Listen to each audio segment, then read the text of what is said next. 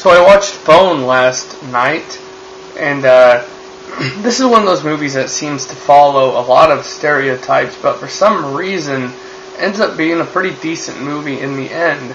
It's about a woman who gets a hold of a cell phone, and the last few people that have owned that cell phone have all died, and there's some love affair going on in there too, and people that pick up the phone and hear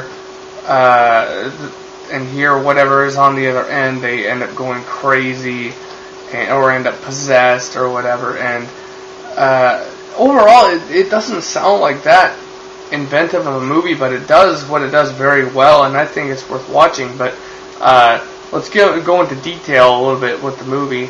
Now, the acting in Phone is pretty darn good. Ji-won Ha, which is actually the name of her role in the movie, Ji-won, strangely enough, she does a pretty darn good job. And I don't know the name of the actress, I'll have to look her up. The little girl in the movie maybe could be one of the best actresses I have ever seen, especially for a child.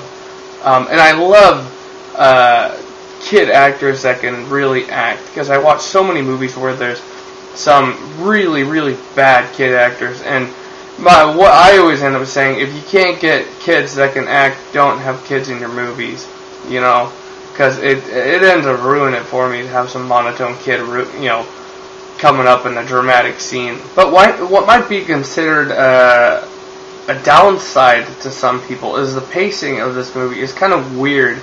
Like, most movies like to distribute the scares pretty evenly throughout the movie, and this movie does have some good scares because the audio that they involve, they have some really good ambiance sounds to really pull you into it. But they don't really distribute them very well. In the beginning, you're just hit with scare after scare after scare, and it's great, and then for about 45 minutes to an hour, there's pretty much nothing. You know, it's all story.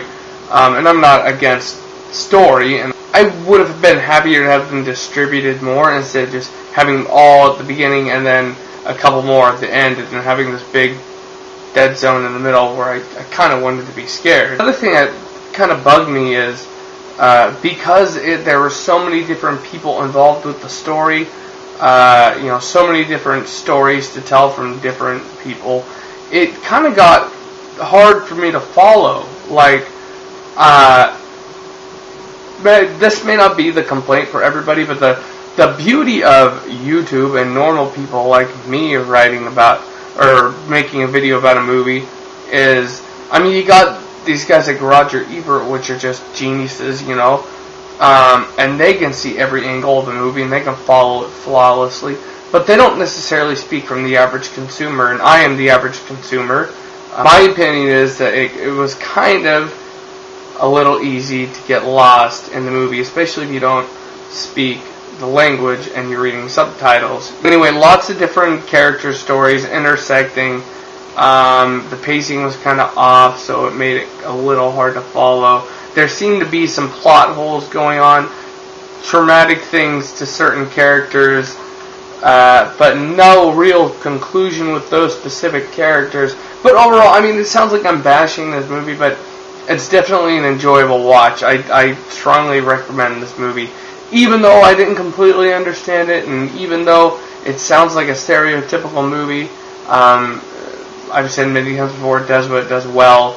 I would give it an 8 out of 10. Definitely worth watching. Maybe I'd give it a higher score if I wasn't so confused, but I get easily distracted, and sometimes I miss things. So, I know this review is super crappy, but I'm tired today, sick of waking up at 4:30 in the morning. It's getting old.